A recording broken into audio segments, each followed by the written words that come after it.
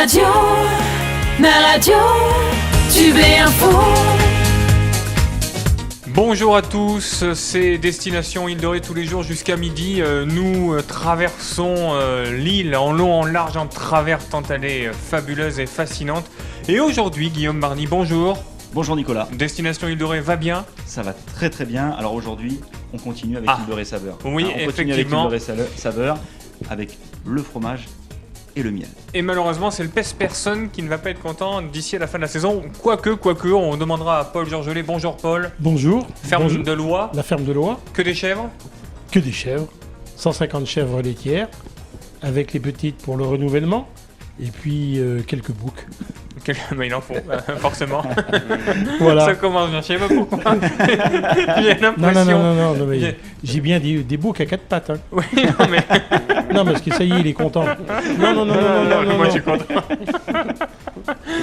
Pardon, bonjour Aldo. Passons au miel. Alors vous avez des abeilles ? Oui. Et une abeille reine, forcément. Comment ? Et une reine aussi. Oui, et une reine. Oui. Bon, bah écoutez, Voilà. comme quoi. Alors vous allez nous parler de tout ce que vous faites. Oui, tout à fait. Alors vous faites quoi ? Des bonbons, du miel forcément ? Oui, du miel, des bonbons, Des cosmétiques ? Oui, il y a des cosmétiques, voilà. Et puis on fait beaucoup d'animations pour sensibiliser les gens. Voilà. Alors il paraît qu'il y a de moins en moins d'abeilles, c'est vrai ? Il y a de la mortalité. C'est sûr qu'il faut. Cette année, sur le département, il y a eu énormément de mortalité. À cause du colza, C'est un tout, ouais, voilà. Ici, sur l'île de Ré, il y a beaucoup de frelons. Voilà, par exemple. les fameux frelons frelons asiatiques. asiatiques, voilà, Donc c'est tout pas à une fait. légende, il y en a sur le territoire. Ah oui, tout à fait. Et c'est vraiment dangereux ? C'est dangereux pour l'humain, mais c'est dangereux aussi pour l'abeille, du coup. Oui, bah, c'est surtout pour l'abeille. Après, c'est pas forcément méchant si on s'approche pas des nids, c'est pas forcément agressif. Mais pour l'abeille, ça fait quoi ? Ça Bah, la tue, disons ça que- l'attaque ? Oui, voilà, c'est-à-dire qu'il se stabilise, ils font un vol de stabilisation devant la ruche, à 1 mètre de la ruche, et ils en fixent une, et dès qu'elle s'envole, ils l'attrapent au vol. Ah oui. Voilà, et donc et après ils vont 10 mètres plus loin et ils se mettent sur une branche ou une herbe haute, ils se mettent comme une chauve-souris à l'envers et ils découpent l'abeille et ils emmènent une partie de l'abeille dans le nid. Votre exploitation, c'est uniquement sur l'île de Ré ou aussi à la fois sur le continent ? Mon exploitation est sur l'île de Ré. Après, bon, j'ai des ruches sur l'île de Ré, où j'en ai 250. Après, j'ai des ruches sur le continent, sur La Rochelle et Saint-Jean-d'Angély, pas mal. Voilà, un peu en Deux-Sèvres aussi. Et où j'en ai 550 à peu près. Voilà. Alors bien évidemment, cette émission est à suivre en vidéo sur île-de-ré.com, le site de Destination Île de Ré, où vous pouvez retrouver toutes ces adresses et aussi, si vous ne savez pas où dormir, où manger, ou visiter, si vous souhaitez visiter quelque chose, on peut tout réserver sur le site. Hein. Exactement. Sur île-de-ré.com, on a toutes les informations. C'est un peu la Bible de notre territoire. Paul, Oui. d'où vous est venue cette idée d'avoir des chèvres, enfin de faire du fromage de chèvre ? Ah, bah, écoutez, maintenant, on ne nous voit pas, mais les cheveux blancs. Bah si, on vous voit. Puis on c'est me une caméra. voit. Alors, donc, les cheveux blancs. Non mais c'est pas grave, ça commence comme ça. Donc, les cheveux blancs, le côté arrondi dans tous les angles donne un âge avancé. Tout à l'heure, vous parlez de vieux, mais moi, je suis dans la catégorie des vieux jeunes.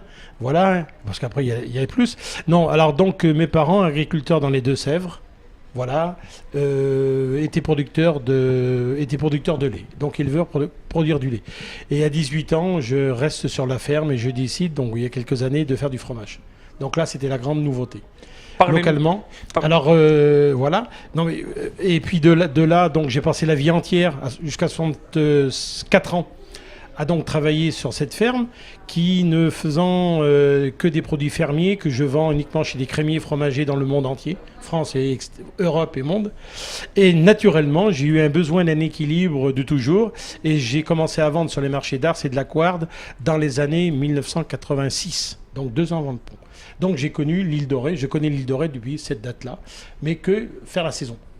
Et il y a quelques années, je me disais, bon maintenant ça y est, tu vieillis, tu te rapproches d'une date qu'on appelle la retraite. Cette retraite, tu l'as fait où ? Et comme cette ferme que je possède encore est plutôt dans un tunnel de transmission, je voudrais qu'elle continue, parce qu'on ne fait pas 2 générations de travail aussi avec passion et de travail reconnu pour que ça s'arrête. Voilà mon souhait. Donc je me dis, bon, rester à Villemain, voilà, ça peut être compliqué, mais pourquoi ne pas Villemain, chuter ailleurs? c'est dans les Deux-Sèvres. C'est là où vous êtes établi. Pays mélois. Pourquoi ne pas chuter et où? Et puis bon, comme cette île de Ré me passionne, pour la raison côté territoire. Alors le territoire, c'est un terroir qui est fait de terroir, les sols, le sous-sol, le climat et les hommes. Les hommes me passionnent également. Et ne pouvant la vivre que 2 mois dans l'année, je me suis dit, bon, maintenant, il te reste encore quelques années. Pourquoi ne pas terminer ces beaux jours, entre parenthèses, à la découverte de cette île de Ré, qui pour moi est un joyau de quelque chose. Alors Paul, justement, le fromage de chèvre, est-ce qu'on fait le même fromage de chèvre? Alors là, j'en arrive. Donc, j'ai j'ai donc acheté cette ferme l'année dernière. Voilà, une succession. Une succession. Et la première année, si vous voulez, les premiers 6 mois, enfin, l'année dernière a été une succession je me suis mis dans les bottes, entre parenthèses, de mes successeurs. Hein, voilà. Je n'ai pas plus modifié quelque chose. J'ai essayé déjà de comprendre. Et ce n'est que cette année, là, maintenant, que la lactation a commencé, que je me suis dit, bon, maintenant, il faut que tu amènes ta griffe. Quand on a 45 ans d'expérience, on ne peut pas quand même ne pas vivre sans apporter sa connaissance. Alors là, la première, vous tombez en plein dedans. C'est justement, ça part par les animaux. C'est les animaux ne consomment pas le foin, qui fait partie de 70% de notre alimentation, le foin de l'île, hein, parce que j'ai justement cette chance d'avoir 23 hectares qui me permettent d'avoir l'alimentation de mes bêtes, pas à 100%, mais 70% c'est le foin que je récolte, à l'oie, très important. Et là, cet hiver, je me suis rendu compte que ces chèvres ne mangent pas le foin de la même façon que les autres chèvres. Voilà. Et puis j'attendais avec impatience les premiers litres de lait pour dire maintenant, tu amènes la même technologie fromagère, mais le produit qui va sortir sera-t-il le même? Bien, à ce jour que je vous parle, ça fait maintenant 4 mois que nous sommes en train de mettre au point cette fabrication de fromage, qui est la même depuis 40 ans. Et là, je ne suis pas encore rendu au bout, parce que je n'arrive pas à trouver un équilibre. Ce qui démontre d'une façon, vous me croyez ou pas, mais d'une façon simple, que les laits ne sont pas les mêmes. Donc j'obtiens des produits différents. Et le lait n'est pas le même par rapport à une alimentation que j'espère qu'on va parler, le foin en particulier. Alors le foin, justement, il est là. On va en parler maintenant. Oui. Alors, il est en bas, Jean-Claude va peut-être nous le montrer pour ceux qui sont sur destination île-de-ré.com. On va prendre le sachet. Ne tombez pas, Paul. Voilà, parfait. Le foin, déjà, ça sent bon. Ah oui, ça sent alors, bon, ouais. la première chose, c'est l'odeur. L'odeur qui est très surprenante. On voit ce sachet. Alors bon, je ne suis surtout pas... nous avons une tendance de devenir en agriculture biologique, mais ça c'est autre chose. Donc là, nous avons un très grand respect de la nature. Donc aujourd'hui, ce foin, il est composé déjà sur des sols qui ont donc une définition. Ce sont des sols sablonneux avec un sous-sol calcaire. Très intéressant parce que voilà, la partie supérieure qui donne une partie de la nourriture de la plante vous amène des caractéristiques et surtout après la luzerne en particulier qui fait partie des plantes séchantes va chercher en profondeur cette humidité sur un sous-sol calcaire, ce qui montre que d'une parcelle à l'autre, les produits ne sont pas les mêmes. Ça, c'est la première chose. Et pour quelle raison le foin est différent? C'est que j'ai travaillé avec des sauniers, avec des amis sauniers. Et qu'est-ce qui nous est venu en premier à l'idée? C'est de dire, voilà, ce foin, cette herbe qui pousse, elle reçoit les embruns de la mer, de l'air. Donc c'est de l'air qui est chargé d'humidité, mais de l'humidité qu'on ne pourra jamais définir ce que c'est. Mais naturellement, on sait très bien qu'il y a du sel, il y a des oligo-éléments, il y a tout ça. Donc en fin de compte, cette herbe est naturellement chargée de cet équilibre qui s'appelle des oligo-éléments et des vitamines, etc. Donc différents. Et là, on obtient déjà une typicité d'herbe. Alors donc elle est variée, c'est de la luzerne qui a été semée, mais sur un sol qui lui, toute la diversité pousse, ça veut dire que vous avez des flores, mais j'ai pas eu le temps encore d'étudier, mais je suis sûr que dans ce foin, vous avez entre 15 et 20 types d'herbes différentes. Et la première coupe, celle que l'on récolte au mois de mai, va être différente de celle que je vais récolter maintenant et va être encore différente de celle que je vais récolter au mois de septembre. Donc vous voyez cette richesse, cette diversité de foin qui est extraordinaire. Et la deuxième chose qui est encore plus importante, c'est le type de séchage. Et là, on arrive justement, on se rapproche, merci à mes amis qui m'ont aidé au niveau du marais salant. C'est pourquoi il y a des marais salants, c'est que ce n'est pas le soleil qui sèche, c'est le vent qui sèche. Et là, nous avons besoin de sécher le foin. Et ce foin va 24 heures à 36 heures plus vite à sécher que dans le continent. Donc, il y a bien une raison.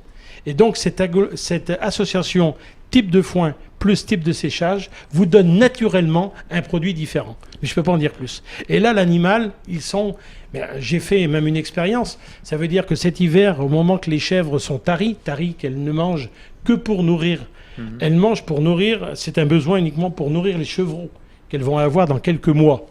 Donc là, on est obligé, la panse diminue, donc on est obligé de faire foin plus céréales. Et je me suis amusé, alors excusez-moi, mais le terme m'amusait, c'est que je me suis dit, mais ces bêtes, elles dévorent ce foin, mais jusqu'où tu peux aller à ne leur faire consommer que du foin et limiter le grain? Eh bien, je suis allé à 8 jours de la mise bas. Et mes bêtes se sont engraissées avec ce foin. J'en suis émerveillé. On voit ça, et d'ailleurs Voilà. île-de-ré.com pour la vidéo, pour regarder notamment en replay ou en podcast ce que Paul est en train de nous expliquer. Aldo, Paul parlait des fleurs. Vous êtes concerné forcément avec vos abeilles? Oui, bien sûr. Et nous, il y a une grosse variété de plantes. C'est à peu près la même chose. Et nous, les plantes, dans toutes les régions, c'est pas les mêmes plantes. Par exemple, sur le continent, c'est pas du tout les mêmes plantes qu'il y a ici. Voilà. Donc, c'est pour ça que je fais un peu de transhumance et tout ça, pour avoir des différentes fleurs pour certains miels. Voilà. Et les abeilles, c'est comme les chèvres, il y a des races, si je puis dire, qui existent? Oui, tout à fait. Tout à fait. Moi, par exemple, ici, j'ai de la buckfast, d'origine buckfast, c'est-à-dire... c'est de l'abeille assez calme. Moi, disons que pour le tourisme, je veux de l'abeille calme. Donc, je travaille. J'ai un collègue qui me fait des reines inséminées. Et après, moi, je l'élève par-dessus pour avoir de la F1. Et donc, je sature de molle. Par exemple, à Lois, j'ai beaucoup de recettes où je sature de molle pour que la fécondation soit un maximum avec mes molles. Parce que la fécondation d'une reine se fait en vol.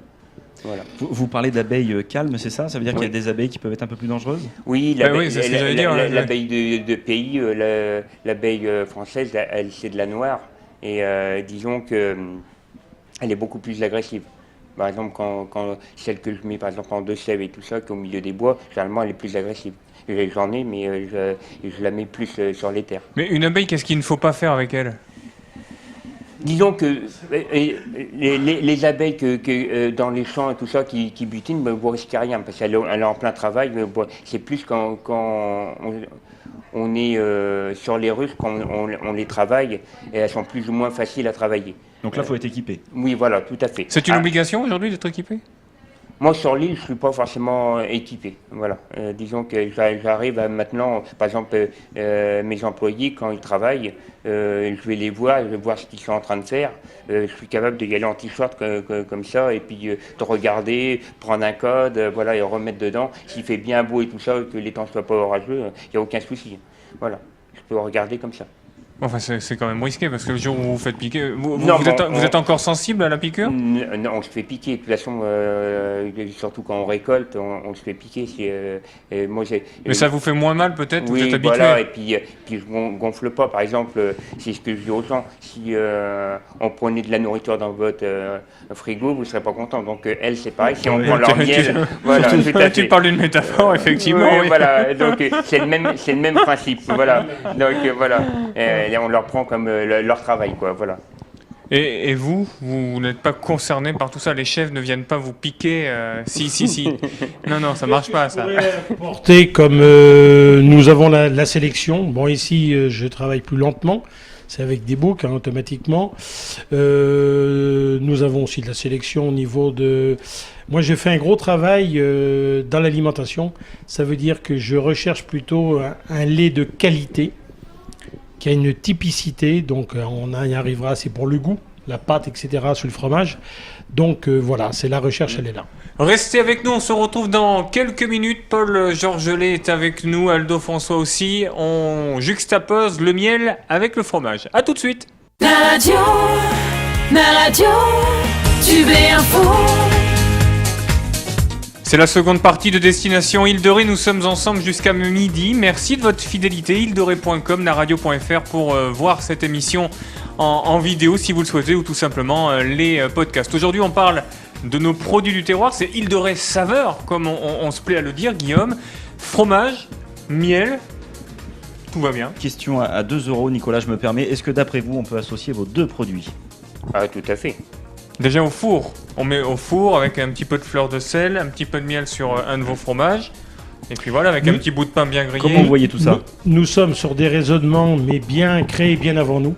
Bien avant nous. Nous sommes sur des raisonnements tout simplement du sucré salé. Il faut remonter il y a quelques années, lorsque l'électricité n'existait pas, le froid donc n'existait pas, et les agriculteurs, les paysans, tout le monde mangeait du fromage.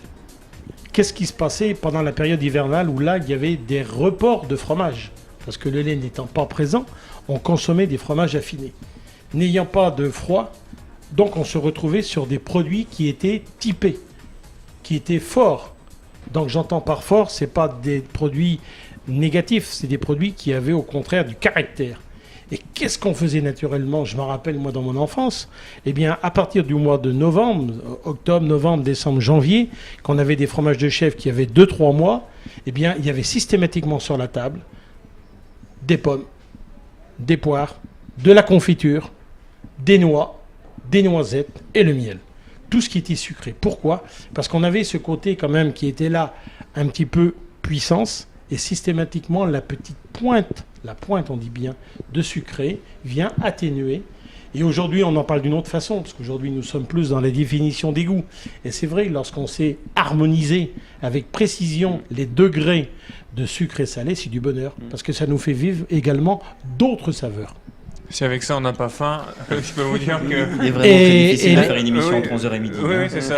Et ce qui est surprenant, c'est qu'on peut, on en parlera peut-être, mais nous fabriquons du fromage frais, qui est juste démoulé, qui a sa petite acidité, et c'est là que la petite pointe de miel dessus, mais c'est du bonheur. Et après, nous tombons justement sur des fromages très affinés, avec leur pénicillium qui arrive à avoir 2 mois, où là nous avons des goûts de sous-bois, et naturellement... Ben vous remettez encore cette petite pointe, je dis bien toujours petite pointe de miel, mais que l'on peut associer avec un fruit, avec de la confiture, avec des réductions. Et là, c'est vraiment le bonheur le plus total. Et on voit tout cela. Alors, vous nous en avez apporté. On va les voir sur l'écran. Donc, certains sont affinés, d'autres sont très frais. Ils ont combien, par exemple, ceux qui sont ici, là, sur la droite? La richesse d'un fromage de chèvre, c'est la diversité des stades d'affinage. Et nous, ce que nous voulons faire sur la ferme de Loie, c'est vraiment de mettre en avant cette diversité. Ça veut dire que nous avons pas créé, nous avons tout simplement continué à fabriquer le premier fromage qui existe, c'est le fromage frais. Le fromage frais juste démoulé, moulé de la veille, démoulé du matin, donc il est là, sans sel ou avec la fleur de sel, ou alors le sel de l'île de Ré évidemment. Mais voilà sa petite pointe de sel. La meilleure période, c'est 15 jours, hein, après... Ah non, là vous avez le premier stade, c'est vraiment le stade frais. Mais très frais, c'est-à-dire que le cœur est... ce qu'on appelle tout est blanc, encore. Et surtout il faut qu'il soit blanc comme neige. Et là, donc on peut le garder. C'est comme sur la droite. Sur ce côté-là. Voilà. Ici, là. Ah, pardon, c'est là-bas. Voilà. D'accord. Ouais. C'est le fromage démoulé. Et lorsqu'on veut le consommer, qu'on veut l'acheter à son crémier, qu'on l'achète, celui-là ou un autre, hein, on est là pour la promotion de tous les produits. Surtout, achetons-le avec blanc neige. Ensuite vient, au bout de 8 jours, une petite peau de sucre, ce qu'on appelle l'odium, l'odium, levuré. Ça, on part sur un fondant. Et là, qui va de 8 jours à 15 jours, 3 semaines. Si on doit comparer avec d'autres fromages de chèvre, c'est quoi? C'est plutôt un rocamadour Ah oui, alors le rocamadour correspond bien à ça. Vous avez le rocamadour qui est vraiment... Plus que le cabécou. Rocamadour, cabécou, c'est les mêmes forts, les mêmes types d'affinage. Il y a que le département qui change. C'est que le département. On est bien d'accord? Oui, bon, voilà. Voilà. J'aime faire Non, mais voilà. Les petits saints. Nicolas, s'il te plaît. Nicolas. Je suis gentil, hein, vous avez. Et là, on part sur quelque chose de très typé, qui est unique dans cette ferme. C'est que nous avons travaillé la texture, donc une texture très fondante, fine, et surtout le crémeux. Parce que le crémeux en chèvre, il est rare. Vous avez situé le cabécou, ça vous vient naturellement. Vous voyez le crottin, pour parler de lui, le crottin chavignol, on va plutôt le prendre comme un crottin sec. Dans l'image du consommateur. Oui, il y a plus de pénicillium dessus. Oui, c'est ça. Vous êtes en plein dedans, c'est ça. Ouais. Hein, donc nous avons préféré avoir... Enfin non, nous avons pas préféré. Nous continuons un savoir-faire. Nous continuons, grâce à ce lait qui vient de foin, qui vient d'alimentation, nous avons un produit qui se prête, qui naturellement devient crémeux. C'est pour ça que je l'ai baptisé le fondant. Mais naturel. Et c'est vrai qu'il est plus compliqué à faire, mais quelle saveur il vous emmène à ce stade-là. Et si on le garde, que vous voyez encore plus vieux, là, à partir de 3 semaines, vient une nouvelle souche de surface de pénicillium. Là, on arrive, c'est du bleu, varié. Alors, ce que certains pensaient de la pourriture. Ah non, nous sommes... S'il vous plaît. Non mais s'il vous plaît, je vais pas me faire. Mais certains pensent que c'est de la pourriture. Eh bien, nous sommes là pour leur dire que non, au contraire, consommer cette pénicillium. Au contraire, c'est super bon. En voilà. plus, on peut mettre un tout petit peu de beurre. Moi, j'adore le beurre de micelle, par exemple. C'est terrible avec un bon pain, un bon verre de vin. Alors là, il peut plus rien nous arriver. Et là, on arrive justement à ce 3e stade qui est fort intéressant. Et là, on arrive sur des produits qui sont encore complémentaires, mais complètement différents, grâce à ces pénicilliums qu'il faut absolument consommer, parce que c'est bien la couverture qui fait le goût. C'est pas la pâte. C'est bien les souches qui sont en couverture qui donnent le goût. C'est pour cette raison, lorsque le fromage frais, il est blanc, il n'a rien, il n'a que le cœur. Là, c'est sans dégoût. Allez, en 2 mots, c'est acidité lactique et un petit peu de sucré, le lactose du lait. Lorsqu'il a 8 jours, il commence à être levuré. Là, c'est la levure de bière. Voilà, on est dans un autre monde. Et là, une légère, justement, levure de quelque chose. Et lorsque nous sommes à 3 semaines, vient le pénicillium. Et là, nous sommes sur les arômes de sous-bois, de terre, de sous-bois, de champignons. On goûte ou pas? Et c'est là que ça devient merveilleux. On peut goûter vos produits. Je vais chercher un couteau. On va chercher effectivement un couteau. On va goûter. Après tout, on est là pour casser la croûte. On est peu avant midi, mais quand même, ne nous gênons pas. Jean-Claude, il a toujours tout dans sa valise. Et lorsque l'on parle à un consommateur de lorsque nous vendons et que nous parlons de nos fromages, eh bien aujourd'hui, j'en suis rendu à conseiller, plutôt que lorsqu'on achète des fromages, d'acheter des formes différentes. Ce que je vous dis, et je répète tous les jours, lorsque nous avons des visites, etc., sur les marchés, n'achetez pas des formes différentes, achetez surtout des stades d'affinage différents. C'est pour cette raison que le fromage de Loire a des stades différents. J'espère que vous vous émerveillez, mais vous verrez naturellement une différence. Et il suffit à lui-même à des stades différents. Paul, il n'est pas encore midi, tu nous conseilles de déguster quel fromage? Alors, dans la dégustation, il semblerait qu'il y aurait une règle d'or que je dénonce, du plus frais au plus fort. Et moi, je ne suis pas en accord entier avec ça. C'est que le premier jet, vous pouvez commencer par le frais, qui lui va vous apporter donc de cette légèreté. Oui. Bon, je ne sais pas si Jean-Claude peut nous le montrer ou pas. En tout cas, naradio.fr, ilderay.com pour... la vidéo, c'est vrai que c'est beau. Hein, comme alors, vous voyez là, merci. Vous avez déjà la première consommation, c'est déjà le regard. Si on prépare nos papilles par un regard agréable, merci, Nicolas. Vous savez, c'est le sourire, c'est tout ça. Ça y est, nos papilles se préparent. La deuxième chose, c'est sentir. On sent le fromage. Merci. Voilà, le regard, il est merveilleux. Je sens le coup de sentir le fromage. Je regarde, je sens. Et la troisième chose, je mets le fromage en bouche. Et oui, c'est vrai que... d'une façon très simple, je laisse faire. Ça veut dire que j'écrase avec ma langue. Là, avant, je fais une bouillie, excusez-moi, mais il faut remélanger avec la salive de manière à ce que cette crème qui est fondante vient se coller sur les papilles. Et lorsqu'elle est collée sur les papilles, cette crème-là, se fondant, naturellement, je ne parlerai plus maintenant de goût. Vous étouffez pas. Ça serait quand même dommage. Attendez, arrêtez de parler, vous inquiétez pas. En tout cas, on peut dire que les fromages sont bons. Vous les connaissiez, les fromages de... Oui, tout à fait. Mais c'est vrai que très bon. Ouais. Mais Paul est présent sur les marchés d'Île de Ré, il va nous en dire un petit mot tout à l'heure. Hein. Pardon. Est-ce que ça va mieux, Paul? Là, ce que vous découvrez, c'est la texture. Vous avez dû découvrir une pâte très fine. Il y a un grain qui est très fondant, léger, etc. Et là, vous découvrez justement, avec cette crème qui vient sur les papilles, vous découvrez une petite légère acidité lactique. C'est de l'acidité lactique. Et en fin de bouche, vous devrez découvrir aussi du sucre. C'est le lactose du lait qui n'est pas trop encore digéré. Voilà. Alors, celui-ci ressemble étrangement à un Saint-Marcelin. Ça, merci. Un Saint-Marcelin dans le type d'affinage, oui, s'il bien vous plaît. sûr. Parce que nous sommes quand même dans lait de chèvre. On est dans la chèvre. Alors là, nous sommes avec voilà. Donc là, nous sommes sur du crémeux, du fondant. La pâte se resserre naturellement parce qu'on est sur des produits qui perdent tout doucement du lait. Un petit morceau. Un petit morceau. Voilà. Et là, vous faites le même aspect. Vous regardez. Donc, le fondant, il est merveilleux. La crème est très fine. Voilà. Vous le mettez en bouche. Et là, on commence à découvrir d'autres saveurs qui viennent. Mais voilà, c'est dans les familles des levures. Hein. Franchement, c'est top. Et la pâte qui est toujours très fine. Le troisième qui est merveilleux, c'est ça. Celui-ci. Voilà, c'est celui-là. Celui-ci. Tenez. Ah oui, mais Alors il là, y a c'est- beaucoup de c'est- pénicillium celui-là. Ah ouais, il est recouvert justement de pénicillium, géotrichum, candidum. Là, c'est une multitude de noms, bleuté, blanc.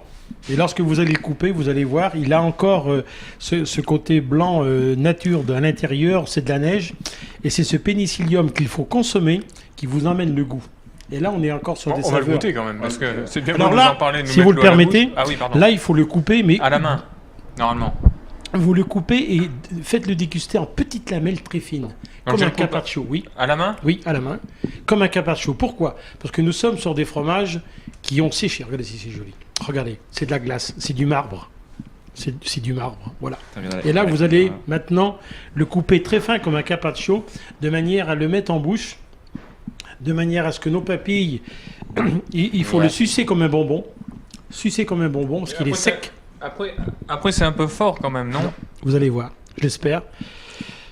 Vous allez le sucer comme un bonbon, de manière à ce qu'avec votre salive, on fait encore une pâte, que cette pâte vienne encore descendre sur nos papilles. Et là, ce que j'espère que vous allez découvrir, c'est une succession de goûts. Une succession, on est dans la forêt, on est dans le sous-bois. Ah ouais. Il faut fermer les yeux et on se tait pendant quelques minutes. Ce qui est pas très pratique en radio. On entend les.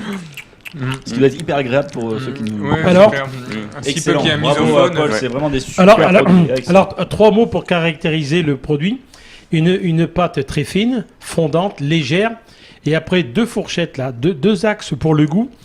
J'espère que ces fromages de la ferme de Loire sont caractérisés par pas d'agressivité lorsqu'on le met en bouche. Équilibré, pas d'excès de sel, pas de goût excessif, voilà, c'est ça. Donc on a un plaisir en premier goût et surtout la force que nous avons en deuxième goût, c'est cette longueur en bouche. Moi je parle de mes fromages comme on parle d'un vin, comme on parle d'un parfum. Et j'irai même plus loin comme on parle d'un sourire. Un sourire, vous avez des sourires qui vous arrêtent, que vous arrêtez dessus. Eh bien ce fromage, il est long en bouche, donc là vous avez une succession, même encore là, je suis sûr, je vous vois, vous tordez la goule là, hein. Vous allez chercher avec votre langue, le petit côté qui est encore là derrière, qui est caché, que vous avez un besoin qui est agréable. Et si on est sur des produits, on va dire, qui font passer un message plutôt de difficulté, de défaut, qu'est-ce qu'on fait vite? On veut s'en effacer. On va manger une pomme, on va manger du pain, on va boire un coup de manière à effacer. Alors que là, au contraire, on a envie d'y retourner. C'est un vrai moment de plaisir. On est un petit peu à la bourre. On marque une courte pause. On se retrouve dans un instant. À tout de suite. La radio, Tube et Info. Vous avez bien fait de rester avec nous parce qu'on se régale à tout point de vue. Ici à Saint-Martin, nous sommes dans l'un des 10 bureaux de l'Office du tourisme Destination Île de Ré. Guillaume, aujourd'hui c'est Paul Georgelet de la ferme de Loie et Aldo François qui est apiculteur, on peut dire comme ça, Aldo? Oui, tout à fait. Vous êtes apiculteur. Abeille de Ré, c'est le nom de votre société? Oui. Et on se régale, franchement, c'est divin, tout simplement. Île de Ré Radio, île-de-ré.com, naradio.fr pour le suivi vidéo, mais c'est franchement délicieux. Aldo, vous proposez quel type de produit, vous? Donc j'ai le miel de l'île de Ré, bien sûr, qui est un miel assez fruité avec un petit peu d'acide et un peu acidulé pour du sucre, c'est quand même surprenant. Après, on a le miel de printemps, qui est du continent, qui a un miel assez doux et crémeux. Donc Aldo, on retrouve un peu comme Paul et le fromage, on retrouve cette palette de goût. Tout à fait. Hein, Chaque avec le miel. Ouais, et chaque miel est différent. Puis un miel de l'île de Ré de cette année n'aura pas forcément le même goût l'année prochaine. Parce que disons que les pourcentages de plantes, par exemple, en ce moment elles ont été sur la ronce. Et le pourcentage de ronces d'une année sur l'autre, suivant l'humidité, suivant plein de choses, peut varier et on n'a pas forcément le même goût d'une année sur l'autre. Alors, une question qui va peut-être vous paraître bête, mais... Pendant que Paul coupe le fromage. Oui, Paul, Paul il nous nourrit bien. Ah, merci. Je peux vous dire que... Merci, continue à parler, puis nous... la prochaine fois, on invitera on invitera un viticulteur quand même. Voilà. Alors, les produits d'Aldo... Alors Jean-Claude va nous montrer les produits d'Aldo juste en dessous sur île-de-ré.com.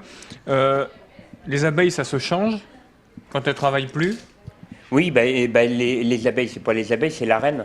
Parce que disons que s'il n'y a pas de reine, la ruche, elle est foutue, si vous voulez. Et donc, c'est la reine qui pond des œufs. Une reine peut pondre jusqu'à 2000 œufs par jour.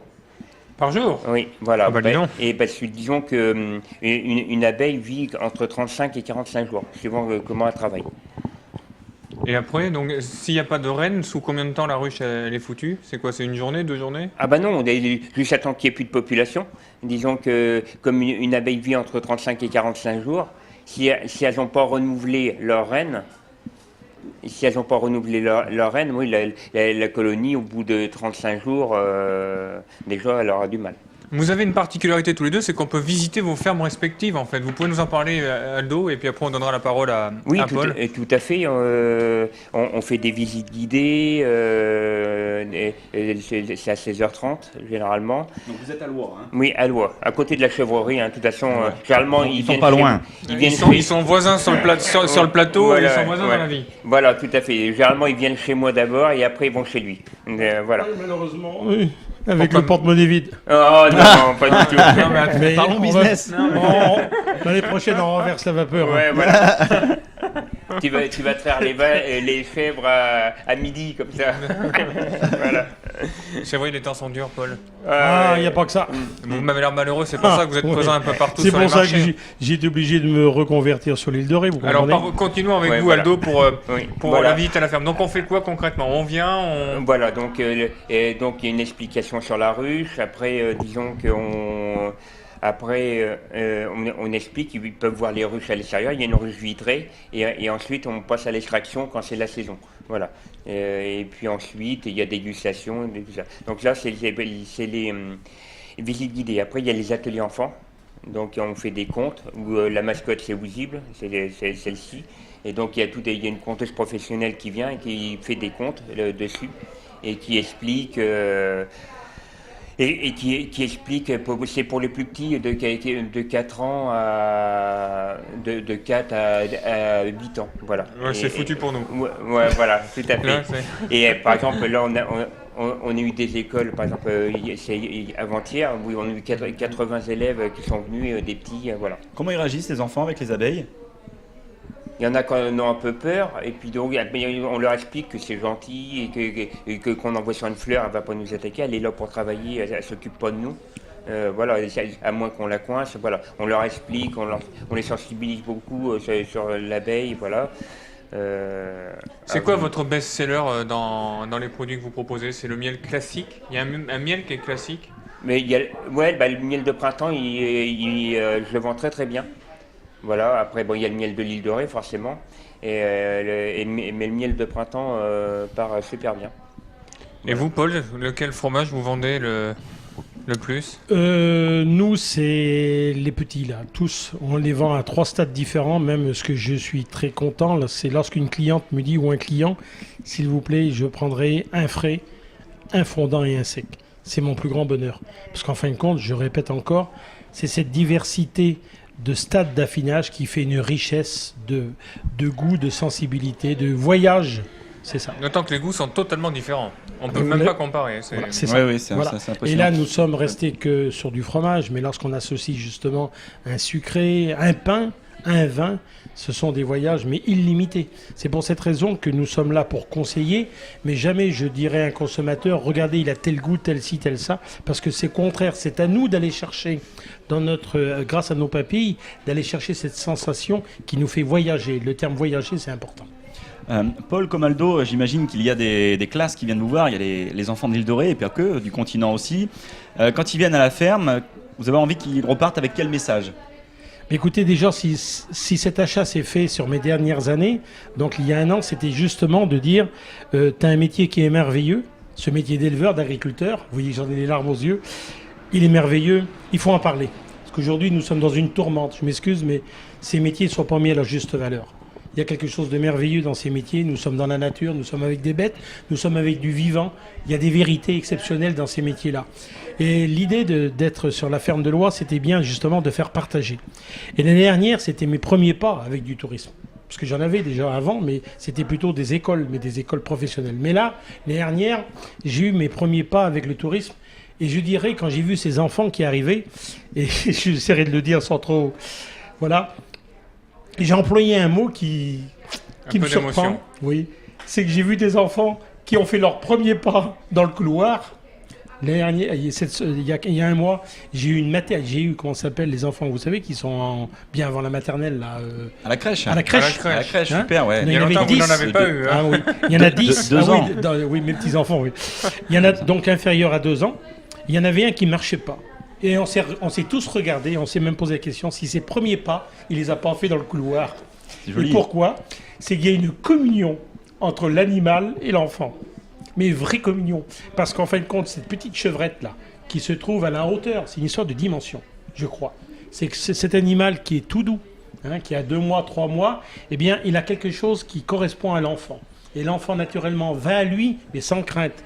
Donc, qu'est-ce que nous avons aménagé, mais d'une façon naturelle? C'est même pas aménagé, c'est la couloir qui est comme ça. Donc, l'enfant prend systématiquement du foin, dont je parlais tout à l'heure. C'est sa hauteur, il le donne à l'animal, et l'animal vient systématiquement à lui pour manger ce foin.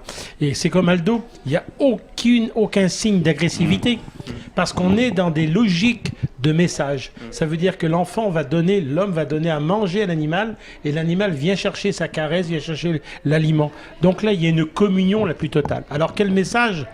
Bien, quel message qui peut en sortir, c'est qu'après cette visite de la chèvrerie, on parle de l'animal, mais c'est vaste. On parle de la reproduction, de la vie, comment il est là. On parle de l'alimentation, qu'aujourd'hui on ne sait pas parler de quoi la chèvre mange. Même nous, on ne sait pas se nourrir. Alors que nous, on parle de ration. Et après, le gros parti intéressant, c'est la transformation. Donc là aussi, nous parlons comment on fait un caillé, un fromage. Ça caille, ça s'affine. Et puis la cerise sur le gâteau, que j'espère, j'ai des projets. C'est donc, je voudrais terminer ce que j'ai écrit il y a 30 ans. C'est cette agriculture, cette ferme, le symbole, c'est de la fourche à la fourchette. Pour moi, ça a été de la terre nourricière à l'assiette. Et là, sur la ferme de Loire, je voudrais terminer par ça. Dès que je vais pouvoir le faire, je vais le faire. C'est terminer par une assiette de dégustation où on aurait dans cette assiette, mais symbolique en fin de compte, la plus simple possible, 3 morceaux de fromage à 3 stades différents, une petite tartine de pain, sélectionnée évidemment, et un verre de vin blanc, un verre de rosé ou un verre de Lille qui correspond vraiment. Mais le pourquoi, c'est pour faire voyager encore le consommateur et lui dire, lorsque vous partirez d'ici, que vous retrouverez ce fromage sur une étale en France, dans les grandes villes ou à l'étranger.